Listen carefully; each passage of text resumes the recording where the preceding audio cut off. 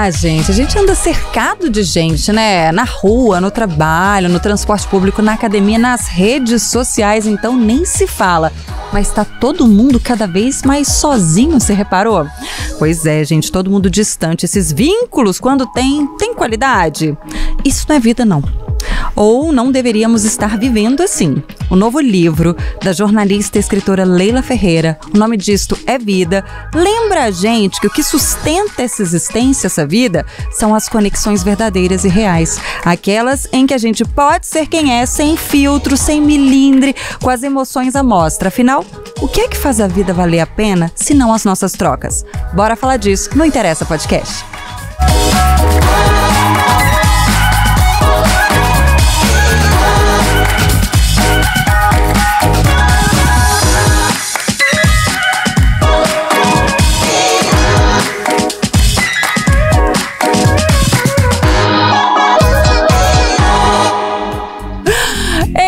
Seja bem-vinda ao Interessa Podcast. Muito prazer, eu sou a Renata Zaccaroni e você está me ouvindo pelos principais tocadores de podcasts. Está vendo também por meio de 2 lives. Estamos nos canais O Tempo e O Tempo Livre no YouTube. Não custa lembrar que você pode se inscrever nos 2, né? Inclusive soltar o like. Pra gente é maravilhoso. Deixa um comentário no nosso chat, ele tá aberto para isso mesmo. Deixa um biscoitinho que a gente gosta. Nossa autoestima agradece. Compartilha com a galera e só vamos. Porque o Interessa hoje tá chique demais. A gente tá muito especial, tá, minha gente? Quem acompanha o Interessa sabe que a gente fala de tudo nessa bancada. A gente fala de sexualidade, comportamento, mas tem uma temática que a gente adora que é relacionamento. E hoje a gente fala das relações humanas que dão sentido à nossa caminhada, inspiradas no novo livro. O nome disto é Vida, da jornalista e escritora Leila Ferreira. A Leila, gente, maravilhosa, viajou por apenas 9 países para esta obra, tá? Ouviu 22 pessoas e em cada um desses encontros ela queria entender, compreender o que mantém viva a chama da existência. Ela vai contar pra gente o que ela descobriu, porque hoje o papo é com ela. Leila Ferreira, seja muito bem-vinda ao Interessa. Muitíssimo obrigada, uma delícia estar aqui com vocês, ainda mais para falar de relacionamento, que aí vocês me levaram para minha praia. Ai, nossa, Leila, precisa falar que a gente tá assim, empolvorosa com a sua presença aqui, que estamos todas muito felizes. E a felicidade é minha também. Ai, que tudo. Adoro falar de relações humanas, de comportamento. Eu me lembro quando eu apresentava o Leila Entrevista, às vezes uma pessoa me parava na rua, perguntava, eu até lembrei de uma loja de R$1,99 que eu entrei, ela falou: você é aquela Leila Entrevista? E eu falei: sou, e é isso mesmo, né? Entrevistas no plural, porque você vai entrevistando, as entrevistas vão ficando dentro de você, né? Você é aquela pessoa e as outras. Mas as pessoas muitas vezes me paravam e perguntavam se eu era psicóloga, porque é uma área que eu gosto mesmo, né? Eu até brincava quando eu era repórter de TV, antes de eu ter meu programa, eu chegava na redação e falava: pelo amor de Deus, me manda fazer qualquer coisa que não seja notícia. Eu odeio notícia. Então eu só queria fazer comportamento. Ai, tá certíssimo, gente, estou emocionadíssima, queria deixar registrado. Quem também tá muito emocionada, eu tenho certeza, é essa bancada, gente. Hoje eu tô dividindo a bancada com 2 super jornalistas, Renatinha Nunes. Ei, gente, um beijo para todo mundo que está acompanhando o Interessa. Muito feliz com esse episódio de hoje, né? Com a presença da Leila aqui. Queria mostrar para vocês também. Estou lendo, o nome disso é Vida. Dá para pegar aí. Tô na página 80, contei isso pra Leila, e eu cheguei nessas 80 páginas apenas nesta manhã. Nossa! E não só porque Leila viria aqui, eu já queria ter experimentado esse conteúdo, mas também porque ele me levou, né? Eu fui com ela nessa viagem e para além de uma viagem em lugares, como a Renata trouxe, ela viaja também no universo das pessoas, que é o universo das conexões, né? Então a gente fala ali, né? Eu tenho sentido como se eu estivesse presente nessa viagem. Até então é a sensação que eu tenho. Queria te dizer que seu livro já é muito cobiçado aqui nessa bancada, viu? Já tem uma lista aqui de leiturinha. Quem também tá aqui é a Keila Ariadne. Ei, todo mundo, gente, eu estou sim emocionada. Sou fã, sou admiradora. Obrigada. E admiradora da pessoa, Leila, da jornalista, da escritora e da forma com a qual ela vê as pessoas. É um olhar para as pessoas, um olhar que atravessa a alma, né? Que bom. Então é um grande prazer. Precisa de mais olhares assim, né? Mais gente para ter esse tipo de visão. Exatamente. Acho que é o que falta hoje. Porque eu acho que nossos olhares hoje, eu falo isso, nós estamos com um olhar treinado para não ver, treinado para esquecer, né? Então você está diante da pessoa, mas não está vendo. Você está diante de uma paisagem, mas não está vendo. Você está diante de uma situação que é potencialmente capaz de emocionar e não se emociona, né? Então são olhares treinados para estar distante de tudo, né? Distantes. E eu acho isso muito triste. Porque a gente está se contentando com a epiderme da vida, com a superfície da vida, né? A gente se priva de tantos mergulhos. Não é que você vai passar a vida tendo experiências intensas, encontros intensos, né? Mas do jeito que a gente está interagindo hoje, é a superfície da superfície, né? Você está conversando com uma pessoa, olhando para o celular o tempo todo. É o que a Denise Fraga fala, né? Ela fala, a pessoa jura que está conversando com você, mas ela não está. Porque aí são monossílabos, né? A pessoa fica olhando para o celular e é isso mesmo, Ela não está escutando nada que você está falando. Não é uma presença, é um corpo presente. Né? A gente a pessoa tá ali de perdeu corpo. a capacidade de estar mesmo, né? E um olhar que não enxerga, né? Um olhar que não vê. Um olhar vago. É isso mesmo. Eu quero convidar a nossa audiência para participar também desse Interessa, tá? Inclusive tem uma pergunta para você que nos assiste, para você, o que é a vida para você, o que faz a vida valer a pena? É sucesso? É amor? É presença? Você pode participar por meio do nosso chat, que está aberto para isso mesmo, porque esse podcast tem a sua participação. E se ele faz parte da sua vida, interessa! Tem até um corinho. Eu acho que a gente tem que fazer de novo para a Leila participar. Agora eu vou participar. Então, esse podcast tem a sua participação. E se faz parte da sua vida, interessa! Muito mais bonito, né? Agora eu senti. Leila, vamos falar de Nome Disso é Vida, então. Conta pra gente como ele nasceu, como é que nasceu a ideia desse projeto. Olha, a gestação desse projeto foi longuíssima, viu, Renata? Eu achei que eu tinha encerrado, quando eu escrevi o livro O Amor que Sinto Agora, que é o livro de cartas para minha mãe, né? Que a minha mãe deixou uma carta para cada filho ler depois que ela morresse, me entregou as 6 cartas, né? Quando ela morreu, ninguém teve coragem de ler. Eu levei uns mais de 4 anos. E quando eu li, eu pensei, eu tenho que responder. Porque muitas coisas ficaram não ditas entre a gente, coisas pesadas, dolorosas, e era a hora de fazer aquilo. E depois desse livro eu pensei, não, agora encerrou. Tudo que eu tinha para falar, eu falei nesse livro, encerrou. E a editora me cobrando um novo livro. Eu falei, não tem mais nada para falar. E aí eles estavam insistindo, eu falei, olha, só então se for um livro de entrevistas, porque é a coisa que eu mais amei e amo na vida, entrevistar. Nada me dá mais prazer. Eu tinha feito curso de letras, tentei ser professora de português e inglês, não era aquilo que eu queria. Cheguei a fazer um pedaço do mestrado em literatura, não era. Fui fazer jornalismo mais tarde, fui repórter há alguns anos, também não era aquela coisa da rua, da correria, do estresse. Quando eu sentei para fazer minha primeira entrevista de estúdio, aos 42 anos de idade, eu falei, agora eu me encontrei. É isso que eu quero fazer o resto da vida, né? E então eu falei, olha, eu faço um livro, mas só se for de entrevistas. E a minha editora falou, mas vai ficar chato que negócio de pergunta e resposta. Eu falei, não, mas não é pergunta e resposta, jamais, né? Eu vou fazer textos a partir das entrevistas. E aí fui fazer e ela falou, não entreviste mais de 10 pessoas. É o seu 20. Limite. Eu entrevistei 22. E ela estava coberta de razão, porque como é que você costura, né? Eu não ia costurar, na realidade eu ia fazer capítulos com as pessoas, 22 capítulos. Até que um dos entrevistados, um filósofo francês, Gilles Lipovetsky, me perguntou no final da entrevista, como é que vai ser seu livro? E que eu expliquei, ele falou, não, tá tudo errado. O conceito do livro tá errado, você tem que misturar todas as entrevistas. Aí eu pus mais de 400 páginas manuscritas em cima da minha cama e falei, o que eu faço para misturar isso? E pus até uma legenda, mandei para minha família, minha cama, minha vida. Tava tudo ali. E não foi fácil, mas então era isso. Voltando à sua pergunta, Renata, eu prometo que as outras respostas vão ser mais curtas. Ai, pode tomar o tempo que for.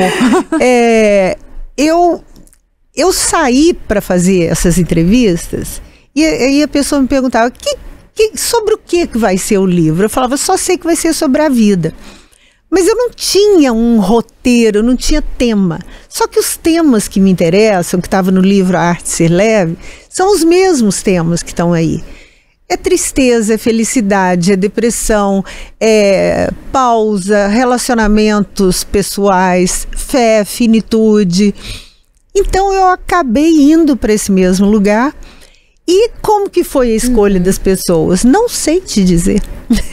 Eu às vezes via uma coisa e falava, olha que pessoa interessante, vontade de pôr no meu livro. Qual foi o primeiro que você escolheu? Foi um pastor cego de ovelhas em Portugal. Que talvez seja a pessoa mais surpreendente do livro, mais apaixonante, sabe? E eu fui atrás dele, não para entrevistá-lo, não tinha ideia nenhuma de livro. Eu estava lendo, eu fui fazer uma pesquisa na internet e esbarrei. Pastor cego em Avelanoso, que é lá na fronteira com a Espanha, no meio do nada. Eu falei, mas um pastor cego de ovelhas? E meu marido é oftalmologista, uma área que interessa para ele. Eu falei, vamos lá conhecer esse pastor? Andamos 500 quilômetros e fomos lá nesse meio do nada e nós dois nos apaixonamos por ele. Mas uma coisa tão emocionante, esse homem, ele é tão grandioso, ele é tão... É até difícil adjetivar. E aí, quando eu saí de lá, eu entrei no carro e não tinha ideia nenhuma de entrevista. Eu saí de lá, estava chorando. Falei, gente, que coisa fantástica, vontade de conversar mais com ele e que vontade de conversar mais com outras pessoas, assim, né, que ensinam, que surpreendem. E aí, quando a editora me apertou, eu falei, então vamos fazer o livro de entrevistas. E esse seu Antônio Anjos. Aí eu falei, claro que eu tenho que entrevistá-lo, eu tenho que voltar. Mas aí era final de pandemia e a mulher dele tem um problema mental e tá fanática com religião. E eu entrava em contato com ela, ela falava, não vou deixar você vir aqui não, vocês vão trazer doença do Brasil para nós. E eu falava, não, dona Aurora, a pandemia já acabou há muito tempo, não vai ter nada. E ela falando que Deus me falou que não, Deus está me apontando que não. Aí teve uma hora que eu perdi a paciência. Falei, o Deus da senhora tá muito difícil. O meu não é bravo assim, não. O meu é muito generoso, muito compreensivo. E aí, quando eu comecei a falar em Deus com ela, ela falou, não, então pode vir. Olha aí eu fui e fiz a entrevista com ele. Mas é uma pessoa maravilhosa. E abriu, né? Ele é o seu primeiro personagem. Eu abro e fecho o livro com ele. E ele traz uma coisa que me chamou a atenção, que é quando você fala sobre sonhos, né? E ele aponta que a vida dele já está preenchida, né? Que ele viveria assim. Queria que você falasse um pouquinho disso. Como é que você viu essas expectativas, tanto no Senhor Antônio dos Anjos, como nos seus outros personagens a respeito do futuro? Porque a maioria deles são pessoas maduras, né? É engraçado, você tocou num ponto interessante, Renata, porque quando eu estava no meio dos entrevistados, eu pensava assim, eu tenho que pôr jovem nesse livro. Quando eu vi, eu estava caindo nos idosos. Foi mesmo. Eu pensava, tem que ter um jovem. Depois eu pensava, não. Porque se a gente está falando de vida, talvez essas pessoas já tenham mais vida para reflitam mais, né? Não sei o que foi. Eu fui para esse lado, não sei se pela minha própria idade, mas eu me relaciono tão bem com o jovem, não acho que seja isso, mas coincidiu das pessoas com quem eu senti vontade de conversar serem mais velhas. Mas o seu Antônio, é porque eu perguntei para ele, falei, o senhor tem algum sonho, alguma vontade, uma coisa que o senhor ainda não fez? Ele estava com 60 e poucos anos. Ele parou e falou assim, não, minha vida está preenchida. Eu tenho a minha família e a família dele é só a mulher dele que é doente. Moram só os dois, não tiveram filhos. Ele falou, eu tenho a natureza que me alegra, eu tenho as minhas ovelhas, não me falta mais nada. E aí eu fiquei pensando, a gente que não se satisfaz com nada, né? Porque hoje o bom não basta mais. Hoje a gente quer o melhor. Um tênis bom não serve, um celular bom não serve. Tem que ser o melhor. E o mais curioso, quando serve, não serve por muito tempo. Exige, hoje, né, uma exigência que paira de uma inconstância. E de achar que pode ser sempre melhor, né? Tudo tem que ter um upgrade. Inclusive a gente. Eu não gosto dessa história, eu quero ser minha melhor versão. Gente, você não é celular, não. Tá contenta com a sua versão atual, né? Que é isso? Para que a gente tem que ser o máximo? Eu acho tão interessante pessoas comuns vivendo vidas comuns. E eu conversei sobre isso com um dos entrevistados, que é o Christian Dunker, psicanalista. E ele fala isso, ele fala, qual o problema da gente ser um ou uma entre tantos? Por que a gente tem que ser especial, né? Mas hoje tudo tem que ser especial. Os objetos, as pessoas, as vidas, as trajetórias, né? E a gente, nesse esforço para ser especial, vai ficando cada vez mais desgastado, frustrado. E artificial. E artificial. Agora, você acha que é por isso, essa busca por ser tão especial? É por isso que a felicidade hoje está tão inalcançada, assim, porque todo mundo busca felicidade o tempo todo. A gente fala até felicidade tóxica, positividade tóxica, mas as pessoas estão sempre buscando, porque ninguém consegue alcançar o nível de felicidade que é pregado, né? E o próprio Christian fala um pouco disso. Eu queria trazer uma aspas, ele fala, a felicidade é realista, ou não será. Quem não puder encontrar a melancolia, a melancólica tristeza no abismo de si mesmo, jamais será feliz. Eu acho isso tão bonito. Perfeito. Sabe, Renata, eu há muito tempo tenho falado sobre essa felicidade obrigatória dos nossos dias. Gente, a gente não tem que ser muito feliz, não. A gente não tem que ser feliz o tempo todo, não. Felicidade é artigo de luxo, é coisa rara, né? E toda a nossa cultura hoje prega essa felicidade mega, com letra maiúscula. E aí, eles falam muito da ditadura da felicidade, né?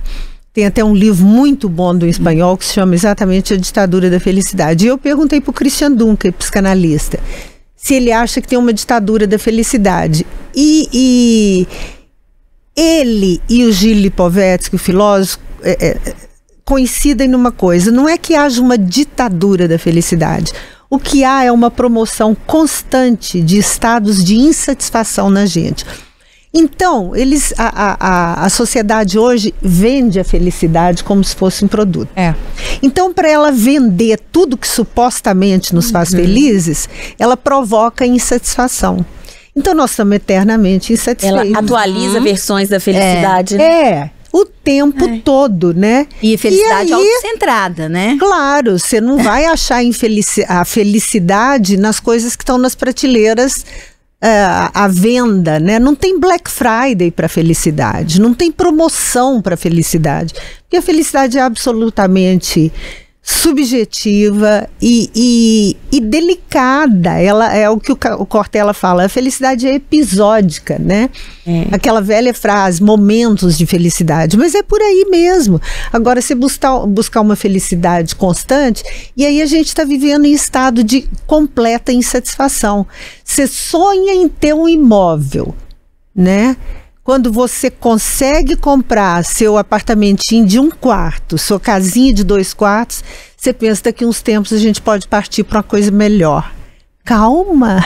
Entra nele primeiro, né? Disso que você conseguiu. Um emprego, eu lembro do meu sobrinho falando com 6 meses que ele estava no emprego. Ah, tia, eu tô querendo sair de lá, tô lá já tem 6 meses, ainda não fui promovido. Nossa. Eu falei, como é que é? Bem-vindo ao mundo dos adultos.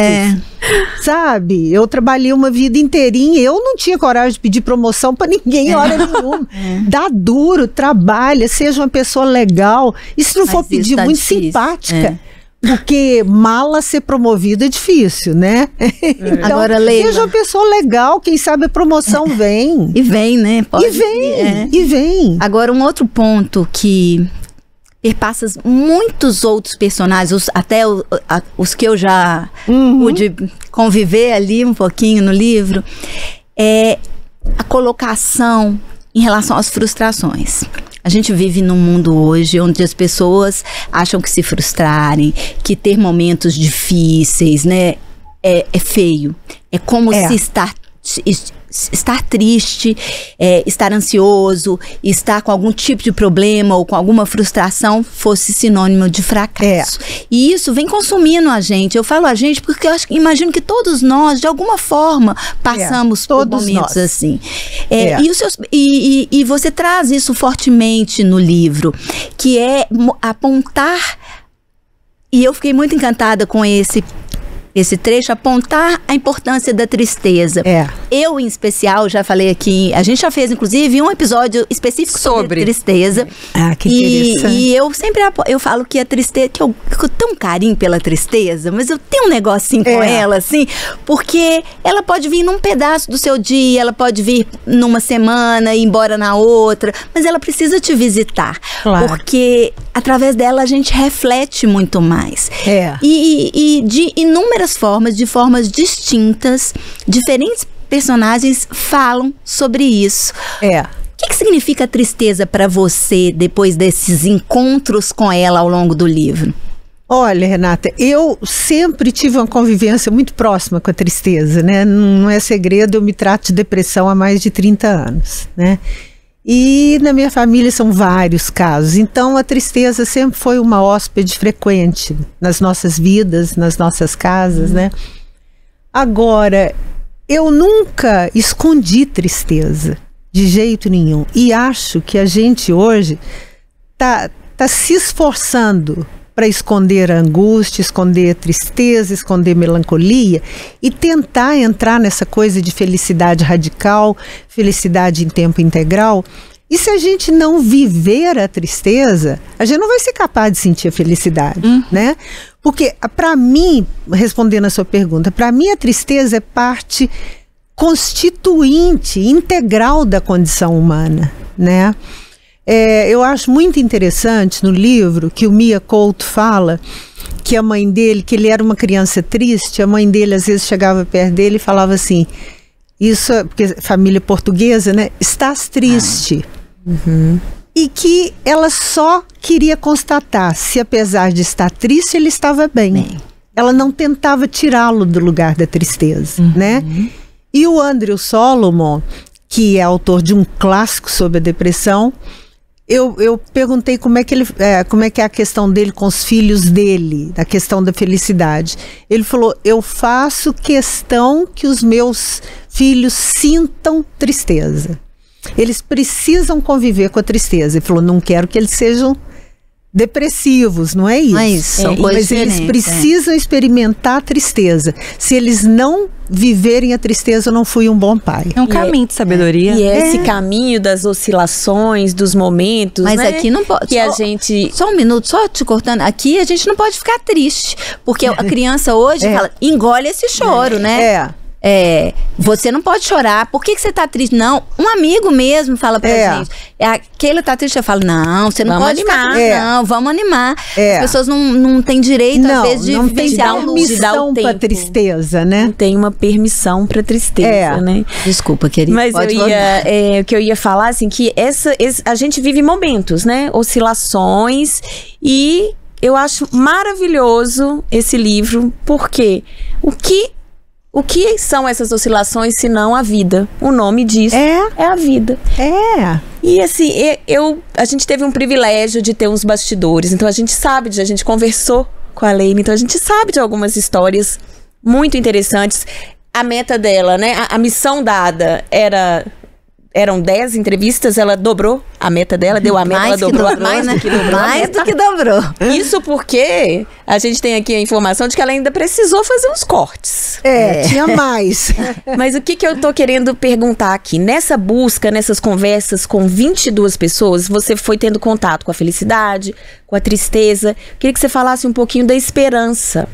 O que você viu nessas conversas, nessas trocas, que remete à esperança? Acho que eu tenho que pensar, Keila, para te responder. Porque talvez o capelão? Exatamente isso que eu ia falar. O capelão é fantástico. Que é uma lição de vida. É uma lição de vida. Talvez seja o personagem mais forte do livro. Quer dizer, tem um pastor, né? Ele e o pastor são páreo duro. Mas eu tô muito apaixonada pelo Moinho de Vento. Fantástico também. Gente, fantástico, seu Miguel, português. Fabrica farinha no moinho de vento. O capelão, então, só para falar para as pessoas aqui, né? O capelão era dentista em São Paulo, cirurgião dentista, e conviveu com bulimia 4 anos, esteve em estado grave, era ateu, os pais dele eram ateus. E aí, quando estava no estado crítico, os pais começaram a levar ele, já estava estudando odontologia. Levar em igrejas para ver, porque terapeuta não dava conta, e teve uma igreja presbiteriana na periferia de São Paulo, que ele foi, uma senhora conversou com ele e ali mudou tudo. Então ele estudou teologia, e ele perdeu um filho recém-nascido. Então uma amiga dele, que era psicóloga no hospital em São Paulo, ligou para ele e falou: olha, Roberto, tem um casal aqui que a filha deles de 11 anos está morrendo de câncer e a gente não consegue consolá-lo. Quem sabe você que perdeu um filho agora e é teólogo, vem aqui. Naquele momento ele foi lá, conversou com os pais e falou: é isso que eu quero fazer. E ficou 8 anos como voluntário no Hospital das Clínicas em São Paulo, e depois descobriu que nos Estados Unidos a capelania hospitalar é uma profissão. Olha. Não é religião, não. Tem uma mistura de filosofia, de psicologia, de espiritualidade. Os pacientes não sabem qual é a religião dele. E você atende também a equipe médica, os enfermeiros, sabe? E ele está no Hospital do Câncer, na Flórida, em Tampa. E eu fui lá no hospital, fiquei 1 dia e meio observando o trabalho dele. E é de uma beleza, de uma tristeza, mas essa tristeza que faz parte da vida, e de esperança. Agora, o que dá a esperança naquele contexto? É a fé. Não é religião, é a fé. É a fé. O acreditar. Né? É o acreditar. E ele fala, citando um teólogo americano, ele fala que a fé é a capacidade de viver sem respostas. E é isso, porque quando você tem as respostas é muito fácil ter fé, né? Mas a fé tem que ser exatamente o contrário. E ele fala, o lugar da gente encontrar Deus é o mistério. É onde não tem resposta que se dá o encontro, né? Mas ele é uma pessoa muito inteligente, assim, e as histórias que ele conta ali do hospital são impressionantes. Então, eu acho que talvez o entrevistado que mais passe essa história de fé seja esse capelão. Eu penso que assim, né? Você ouviu muitas histórias, Leila. A gente não tem. Você até brincou que você é a Leila entrevistas, porque, né? A gente vai trazendo pra dentro. De alguma forma, você se sentiu transformada depois da produção desse livro? Mudou alguma perspectiva sua? Ou só corroborou com alguma ideia que você já tinha? Eu acho assim, eu não sei se eu diria ainda transformada. se eu já diria transformada, porque está muito recente ainda, né? Então, o livro da minha mãe, por exemplo, eu falo que eu era uma pessoa antes e virei outra pessoa depois. Muito mais triste do que eu era. Porque eu fui no fundo de um poço de tristeza e que eu saí em parte dele, não saí totalmente. Mas era necessário. Então, ali foi uma transformação mesmo. Foi uma coisa de mexer no subsolo da alma, né? Esse livro foi um exercício que misturou jornalismo, porque eu entrevistei muita gente, mas, claro, uma experiência pessoal profunda, sabe? Eu acho que se ele me mostrou alguma coisa, é que ele reforçou a minha paixão pelo ser humano, por tentar entender o ser humano, a condição humana, né? Eu até brinquei aquele dia lá no nosso café da manhã que o ser humano é a minha paisagem preferida. Isso é lindo, é uma frase belíssima. E é uma paisagem, né? Se você vê a topografia do ser humano, são vales, montanhas, picos, né? Agora, para esse livro, eu fui lá no Himalaia, no Nepal, fui na Serra da Canastra, aqui em Minas Gerais, né? Fui em lugares absolutamente planos, né? E essa topografia que eu visitei, em grande medida, é a topografia que está dentro de nós, né? Não, eu quero voltar depois nessa parte da viagem, que foi uma grande aventura. 9 países. Voltando às pessoas, né? Você falou da importância delas, né? Da importância dessas conexões. Mas hoje a gente vive num mundo de alta performance. Onde as pessoas não se veem. A gente falou isso aqui no começo, eu queria trazer esse assunto de volta. Como é que você avalia o nível das conexões atuais e como as pessoas podem buscar conexões reais? Uma das suas entrevistadas, Marta Medeiros, né, a escritora Marta Medeiros, ela falou uma coisa que me chama muita atenção, e a conversa de vocês é muito gostosa, porque existe um vínculo ali, a gente bonito, é muito amiga, né? E Marta fala o seguinte, que para ela as pessoas são faróis. E mostrando que a felicidade também pode estar em ajudar o outro, em estar próximo ao outro. Porque as pessoas hoje não conseguem enxergar isso, Leila? Você vê algum caminho para melhoria dessas conexões? Eu acho que é a consciência, porque hoje, como a gente não para mais, a gente não pensa mais, né? Quando a gente eliminou as pausas, a gente eliminou o parar para pensar, o parar para sentir. Então, a gente não pensa mais na importância das conexões pessoais. E eu acho que esse é o ponto principal do livro. Quase todos falam sobre a importância das relações pessoais. O Capelão fala quando a pessoa está morrendo ali. De que ela fala? De pessoas. Eu queria viver mais para ver meus filhos crescer, para ser um filho melhor, para ser um irmão melhor, né? Para ser uma pessoa melhor com os outros. A Susan Pinker, que eu entrevistei no Canadá, né, que estuda a diferença entre as relações presenciais e as relações virtuais online. Ela fala isso, se a gente quiser saúde, bem-estar, algum grau de felicidade e longevidade, a gente tem que apostar nas relações pessoais presenciais. Ela falou, a grande ironia é que quando a pessoa está se sentindo só, ela vai para a internet. E dependendo do que ela está buscando interiormente, a solidão dela aumenta com essa coisa na internet, né?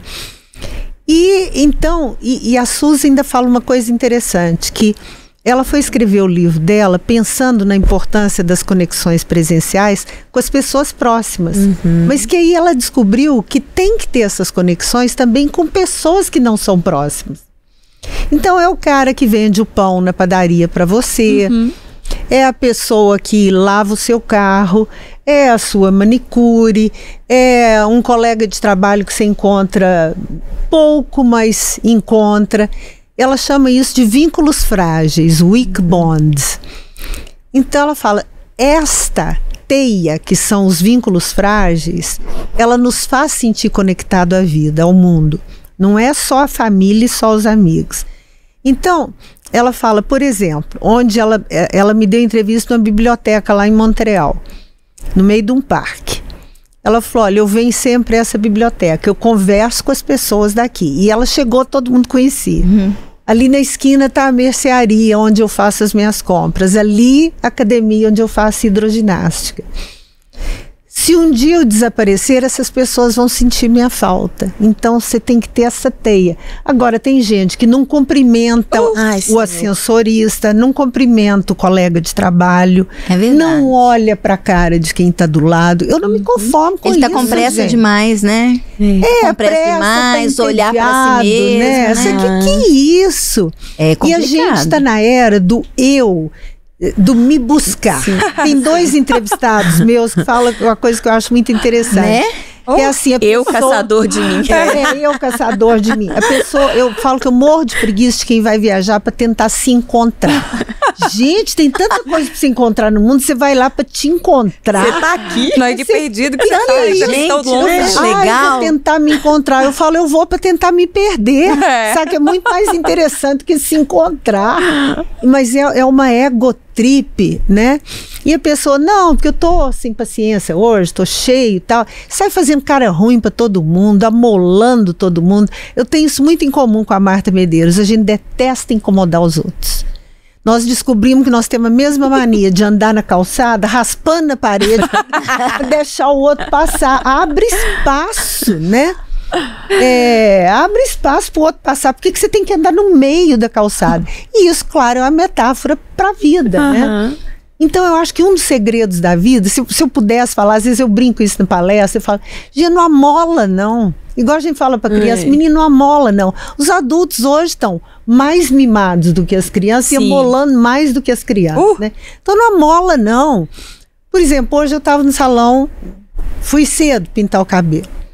Eu estava vendo uma coisa que eu vejo lá recorrentemente. A pessoa vai, põe o notebook na bancada e faz reunião online, gritando no salão, competindo com secadores. A outra faz uma chamada no Viva Voz, na maior altura do mundo. Aí eu penso, será que ela não vê que ela está molando, não? Incomodando, né? E eu tô dando exemplos banais, mas assim, em vários aspectos, sabe? Quer ficar de cara ruim o dia inteiro? Fique em casa. Se for preciso, arruma um atestado médico falso. Finge que você tá doente, fica em casa, mas não sai pra vida molando os outros, azedando. Ah, não tô afim de cumprimentar, não cumprimento. Que isso, gente? Isso é o básico, isso é o mínimo, né? E então eu acho, Renata, que as relações pessoais estão cheias de arestas. Né? Como se não bastasse, ainda tem todas essas divisões políticas, que eu não vou entrar nisso, é óbvio. Então a gente não aceita mais a pessoa que pensa diferente da gente, que mora num bairro diferente do bairro da gente, que tem uma cor de pele diferente da gente, que tem uma orientação sexual diferente da gente, sabe? Que é isso? Você é dono da verdade, você vai deter a verdade. Você mora num condomínio na Zona Sul, você é melhor do que a pessoa que está lutando num barraco da periferia, né? Mas nós estamos, o que o Christian Dunker chama de bolhas, né? Ele fala que é a cultura do condomínio, a cultura do parquinho. Eu só brinco com quem vem no meu parquinho, né? Exatamente. E as pessoas perdem a maravilha da troca. Claro. Porque elas só trocam com quem tem a mesma coisa. Diferença, né? E quantas semelhanças essas pessoas podem ter e sequer vão saber. Sequer vão descobrir. Nunca. Essa questão dos vínculos, né? Como é que é mesmo o nome? Vínculos frágeis. Tem uma coisa que me fez lembrar, que é um ensinamento que eu dou pro meu filho sempre. Eu falo pra ele, Alex, pergunte o nome das pessoas. Pergunte o nome. É o porteiro da sua escola? É alguém que na cantina? Pessoas que você convive sempre. Porque isso é muito importante. Porque eu acho que o nome, você tá enxergando a pessoa. E eu fiquei muito feliz no dia que eu fui levá-lo pra pegar o material. Eu estacionei, ele tinha que entrar na escola pra pegar o material. E aí as pessoas, ei Alex, ele, ei fulano. Eu falei, ai gente. Aprendeu a lição. Aprendeu. E faz toda a diferença, gente. Né? Porque senão você desumaniza quem tá na sua frente, sabe? E coloca as pessoas no lugar de subserviência. Não enxerga a pessoa além daquilo, né? Gente, tem uma pessoa que é muito fã da Leila, que vai fazer uma pontinha no Interessa Agora, que é o psicólogo Jailton Souza, que é parceiro da nossa bancada.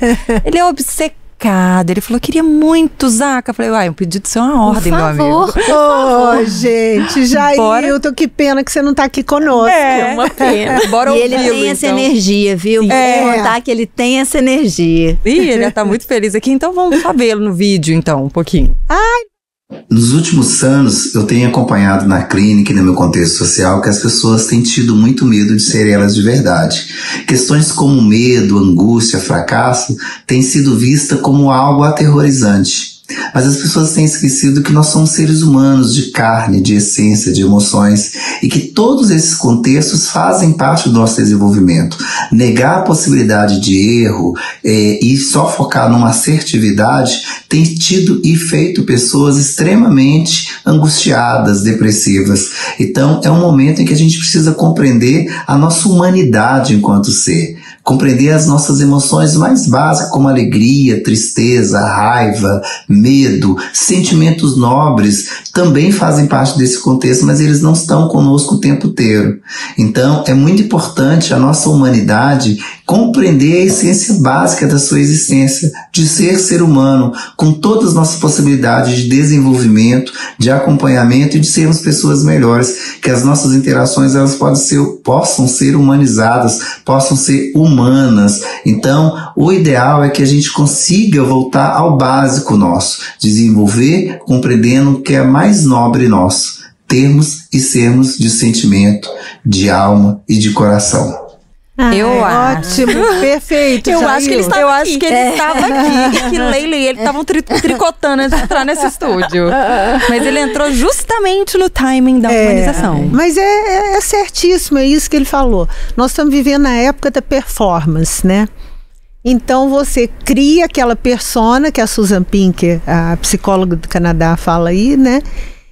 E você vai virando um personagem. No fim, quando você apaga a luz do quarto à noite, você nem lembra de quem você é. Uma vez o Lobão me falou numa entrevista, ele falou, a pior forma de solidão que existe é você ser amado por aquilo que você não é. E ele me falou isso há anos, né? Verdade. Hoje, isso, quer dizer, quem é você? A pessoa nem sabe mais, é tanta performance, é tanta construção de personagem que você vai se afastando de quem você é, né? Se afastando das suas próprias emoções também. Suas emoções, seus medos, suas angústias, né? E a hora que você apaga a luz do quarto à noite, você pensa, meu Deus do céu, eu sou filho do fulano, da fulana, que fui criado no norte de Minas, e aí aconteceu isso, aconteceu aquilo. Cadê essa pessoa que eu era, né? Quanto ainda tem dela de mim? Porque nós somos estimulados hoje a esconder todas as vulnerabilidades, todos os fracassos, né? E aí eu brinco que a sensação que eu tenho é que nós estamos morando no Projac. Nossa, mas isso que você falou agora me tocou profundamente. Porque a gente não revisita mesmo, assim, as nossas raízes. Assim. É como se você tivesse que esconder quem você é de novo, para se dar um upgrade, para ser uma pessoa melhor. Você tocou no ponto da ancestralidade aí, né? Você falou da ancestralidade, de pensar no pai. Tem esse personagem do Moinho de Vento, né? Ele quis se reconstruir, ele só mais velho, ele era marceneiro, se não me engano. Ele era marceneiro. Só mais velho, ele pôde realizar efetivamente o sonho de ser quem ele era, né? De honrar a ancestralidade dele, o negócio da família, e ele persistiu, né? Ele foi para outra profissão e quando ele viu que não aguentava mais, que ele tinha aquela missão, quase que uma missão ancestral, e ele se encontrou uma felicidade plena ao fazer o que a família dele fez a vida toda. Que o avô dele era moleiro. Moleiro é quem opera o moinho de vento. E ele diz que desde menino, todo desenho da escola, ele desenhava um moinho do lado. E ficou a vida inteira com aquilo. Depois ele achou um moinho estraçalhado em pedaços, em ruínas. Já maduro, né? Já maduro. E foi e restaurou o moinho. E ficou tão bonito que eles foram chamando. Ele já restaurou 40 moinhos em Portugal. Uau. E o dele é o maior moinho de vento em atividade. E aí, não satisfeito de ter o moinho de vento igual ao do avô, ele quis plantar. Eu acho que eu tive que tirar esse pedaço, foi um dos pedaços que eu tive que cortar, que estava muito longo.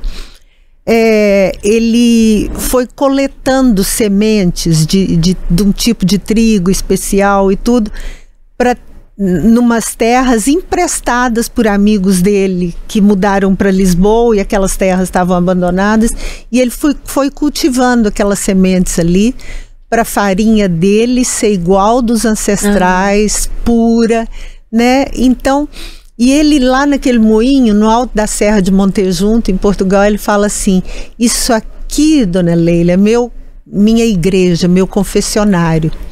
Aqui eu falo com Deus sem ter ninguém no meio. Incrível. E eu fico ouvindo a sinfonia dos búzios aqui. E eu perguntei para ele: o senhor não sente solidão? Não, nunca senti solidão. E ele estava contando que um motorista de ônibus amigo dele, que faz excursão para outros países, chamou ele para ir para Paris. Ele nunca saiu de Portugal. Falou: ó, tudo pago, você não vai gastar um centavo. Ele falou: mas eu não quero, eu estou tão bem aqui. Não, mas porque Paris é uma maravilha, porque isso. Não, mas não quero mesmo. Mas por que você não quer? Porque Paris para quê? Então essa frase ficou na minha cabeça: Paris para quê, né? Eu quero ser amigo dos encontrou a vida. Quero ser amiga desse amigo dele aí, ó. Eu aceito. Se ele encontrou a paz, o bem-estar, a paz de espírito ali naquele lugar, pensando bem, Paris pra quê, né? Ele tá presente ali, né? Tá, ele completamente. O que eu percebo nas suas histórias. São histórias sobre presença, né? As pessoas presentes em si. E quando você falou, dá pra gente perceber seu lamento do corte. Sobre presença e sobre ausência. Eu acho que elas se misturam, né? Porque na ausência nasce outro tipo de presença, né? Eu acho que, na verdade, é uma presença que viva intensamente todas as suas emoções. É uma presença que permite ausências. Deixar a ausência presente. Não precisa tchau a ausência. Fique comigo. Acolhe a ausência. Acolhe. Né? Mas eu queria te perguntar sobre os cortes, porque dá pra gente sentir um lamento de cortar. E aí, é você editando as partes da vida que você vai dividir. A vida que as pessoas dividiram com você. Eu queria que você falasse um pouquinho como foi isso e também o que você ouviu das pessoas quando você chegou com a proposta. Eu quero falar sobre a sua vida. É engraçado porque eu cheguei em algumas pessoas que eu achei que eu não ia conseguir de jeito nenhum, né? Então esse Andrew Solomon lá em Nova York, que o livro dele foi considerado um dos 100 livros do século XX pelo New York Times. Ele é conselheiro do Museu Metropolitano, ele é premiado, ele foi repórter do New York Times, cobriu guerra no mundo todo. Ele é uma pessoa absolutamente brilhante e milionário. Eu cheguei na casa dele e não sabia nem entrar. Que é uma coisa assim de cinema. E aí você chega... Eu mandei o e-mail e falei: não tem esperança nenhuma. E até contei aquele dia naquele. Diz ele que pegou o e-mail e estava assim: pedido de entrevista do Brasil. Ele falou: não, eu vou responder falando que não, porque eu não quero dar entrevista. Ele estava escrevendo outro livro. Eu estou cansado, estou ocupado demais. E que quando leu meu e-mail, falou: ó, que mulher interessante, eu vou dar entrevista para ela. Porque o pulso foi tão espontâneo, eu falei assim: por favor, fala que você aceita. Eu tô aqui rezando para a alma da minha mãe.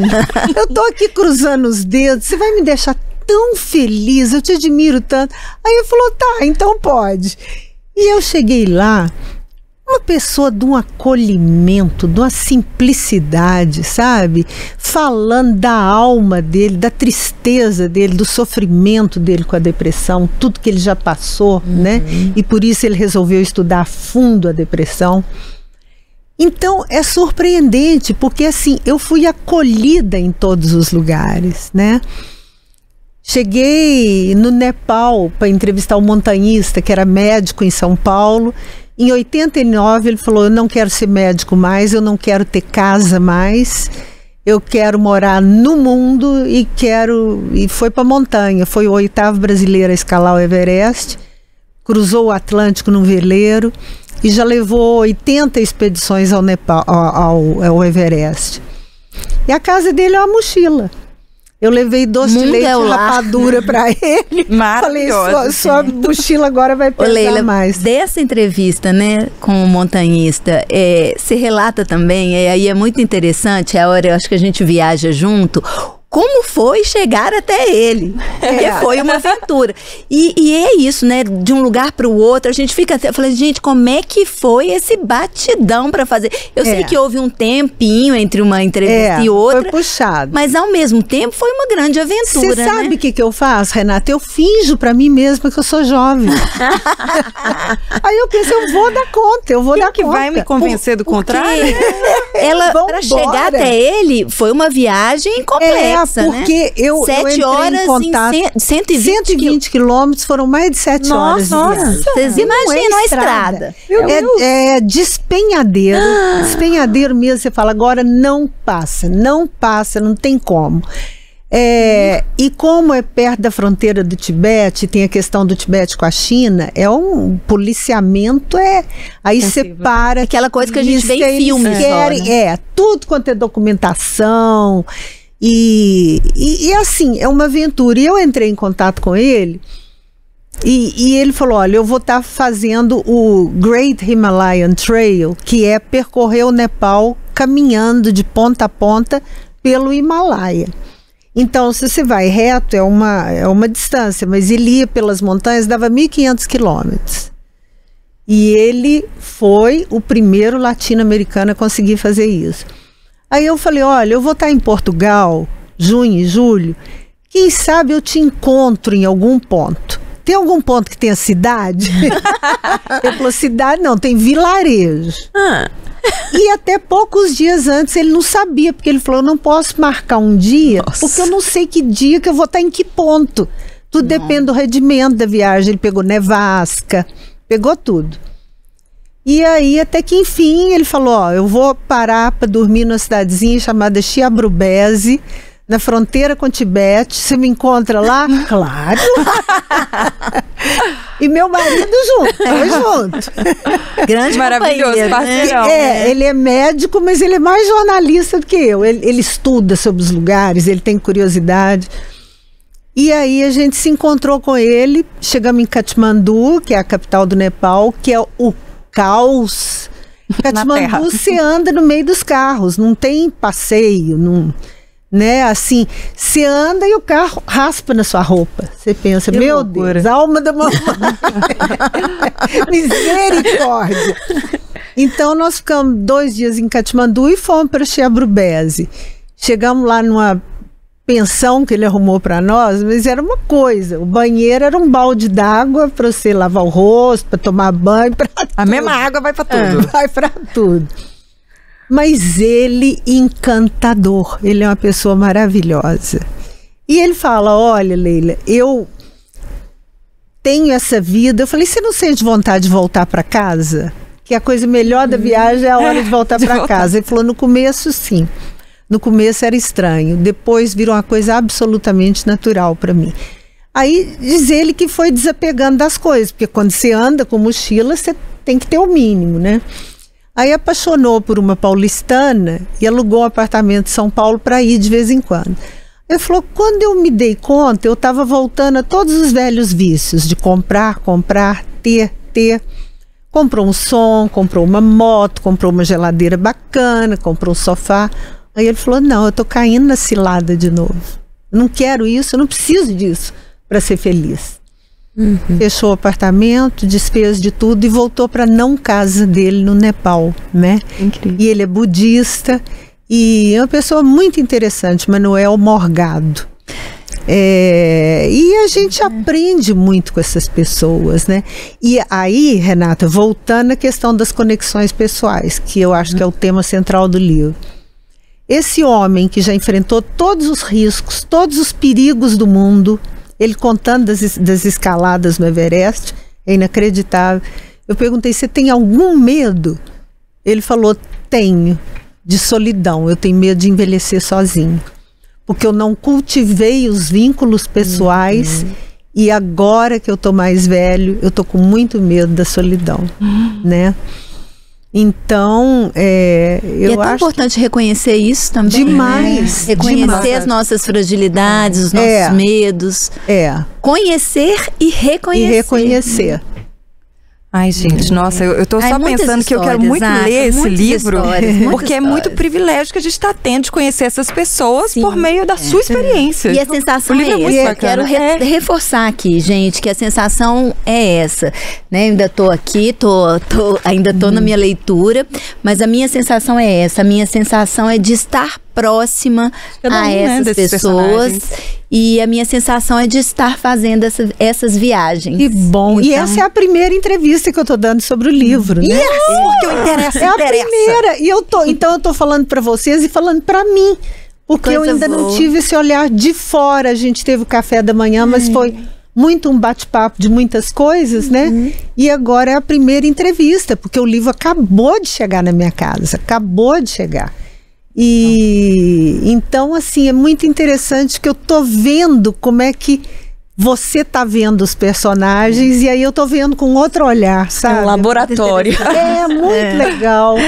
Vamos avisar então para nossa audiência, porque a gente está saindo na frente mesmo, como que vai se dar esse lançamento, que dia que ele chega, como que a gente obtém esse exemplar? Ó, o livro deve chegar às livrarias no fim da semana que vem. Dia 3? Não, o dia lançamento 31, fim da semana que vem, né? 30, 31, eu imagino. E o lançamento oficial em Belo Horizonte vai ser dia 3 de novembro, uma segunda-feira, no Teatro do Minas 1, na Rua da Bahia. E é gratuito, claro, a entrada é gratuita, mas tem que pegar o convite pelo Simpla. E depois, dia 6, eu lanço em São Paulo, na Livraria Martins Fontes, lá na Avenida Paulista. Dia 8 tem uma sessão de autógrafo na Livraria da Rua, em Belo Horizonte, na Antônio de Albuquerque, que é um sábado de manhã, a gente fica numa mesinha na calçada, né? Delícia. Autografando. Depois deve ter no Rio também. E claro, na minha cidade, Araxá. Ainda não marcamos Araxá, mas sem Araxá não pode. Não pode faltar, né? Voltando às raízes sempre. Claro, claro. Eu queria muito agradecer a sua presença aqui no Interessa hoje, porque eu, de fato, gente, eu fiquei tão emocionada que eu tô ouvindo vocês e ouvindo as histórias, eu vi os personagens, eu fui dando Google nos nomes que você foi falando, que eu precisava ver o rostinho O deles. rosto, né? Tô aqui com o Andrew Nós Solomon vamos aberto. fazer um book trailer agora, um videozinho apresentando. A semana que vem vamos pôr no Instagram. E hoje eu fiquei catando as fotos, os vídeos dos entrevistados pra gente fazer essa colagem, porque eu sinto falta, assim, quero que as pessoas vejam, né? Realmente os conheçam, né? É Mas isso apesar de mesmo. que, vou falar que o livro traz isso, né? A gente imaginar, alguns são personalidades famosas, a gente já conhece, mas é interessante, né? Te imaginar sentando à mesa com a Marta, Sim. chegando à palestra do Cortella, né? Porque ela descreve um pouco também, gente, como é que foram esses encontros, como eles se deram. E imaginar isso, a gente entra nesse universo junto com você. Então é muito legal, eu recomendo, quero seguir aqui. E Rê, eu queria te pedir permissão aqui pra eu ler só um trechinho. Por favor. Posso ler, Nos Leila? presenteie. Claro, Que é da eu acho Leila, que muito é uma... chique eu ser lida. Que é uma fala dela, não é aspas de nenhum entrevistado. Ela, se não me engano, aqui é durante a conversa com o Cortella, salvo engano, Meu mas é querido Cortella, é uma um pessoa trechinho que eu amo. seu, né? Que é uma fala sua. Sim. Ela diz assim: a vida é curta, mas é larga. Alguém já disse. Para os lados há um terreno vasto, capaz de abrigar possibilidades infinitas, mas temos que estar dispostos a nos locomover nos pântanos da tristeza, a reconhecer nosso desamparo e a estarmos inteiros no que vivemos e sentimos. Do contrário, nós nos condenamos a uma existência que, em vez de exuberante, é murcha ou que, além de curta, é estreita. Nossa. Obrigada, Renata, pela leitura. E assim, eu achei isso tão bonito, assim, ela fala isso é como se fosse uma análise da conversa com o Cortella, né, do que ele trouxe nessa conversa, mas ao mesmo tempo com o seu olhar ali, né, sobre essa conversa. Eu acho que é isso de você não apequenar a vida, né? A Marta Medeiros fala uma coisa que eu acho tão legal. Ela fala, gente, viver é uma honra. Uma honra. A gente ganha a vida de presente. Viver é uma honra. Então, honra essa vida que você ganhou, né? Seja uma pessoa legal, né? Tenta ser um pouco melhor. E para de reclamar tanto, né? Tenta honrar essa parte é importante, vida. gente. Ai, Leila, como é que reclama, minha filha, depois de estar na sua presença? Não tem dia ruim, não tem ângulo ruim, não tem nada ruim mais. E ainda sobre conexões, a Marta fala assim, tem pessoas que são faróis e a gente vai aprendendo com elas. É isso mesmo. A Leila é um farol pra gente. Farol, cara. Gente. E assim, eu, nesse momento, eu queria fazer um agradecimento, porque eu fico pensando, cada uma dessas 22 pessoas que confiou essa partilha da vida com vocês, com você. E você está aqui partilhando essas histórias com a gente e com todos os leitores. É um privilégio. Então, por favor, gente, pra mim também. Leiam e entrem em contato. São vínculos também. São vínculos com histórias que vai te gerar identificação, que vai te transportar nessa viagem para 9 países. Então, desfrutem dessa leitura. E eu queria, já que você está agradecendo, eu queria agradecer muito a Cecília, que está aqui comigo, que tem sido uma madrinha do livro. Aê, embaixadora. Cecília da DMT, agência de palestras, que virou uma família para mim, mas a Cecília também, ela encampou o livro, e eu sou meio tímida com essas coisas de promover, de tudo. A Cecília, vamos fazer isso e faz acontecer. Então, Cecília, super obrigada. Valeu, E Cisa. pra vocês, não tem nem como agradecer, gente. Obrigadíssima. Eu tô muito triste. Uma alegria de estar encerrar dando esse essa primeira entrevista. Agora sim, meu livro chegou ao mundo. Entrevista, batizado. Tá aqui, ó. Já tá sendo lido. Ô, gente, infelizmente, vamos botar um ponto final nesse programa, mas a gente vai continuar conversando com a Leila. Tô brincando. Você pode segui-la nas redes sociais também, porque ela tá no Instagram, @LeilaFerreiraReal. É ou não é? É isso mesmo. Leila, volte mais vezes, tá? Pra esse estúdio cor-de-rosa. Volto sim, foi uma delícia essa conversa. Meu beijo pra vocês, pra equipe toda e pra cada pessoa que esteve conosco aqui, né? E lembrem disso, se eu tiver que deixar uma frase, a frase não é minha, da Marta Medeiros: viver é uma honra. Honrem esta honra. É isso, passei a régua agora, ó. Segue a gente no Instagram também, tá? Aproveita que vai lá seguir a Leila e segue a gente. @programa Interessa, no TikTok é interessa.tempo. Um beijo. Beijo, gente. Ó, o nome disso é vida.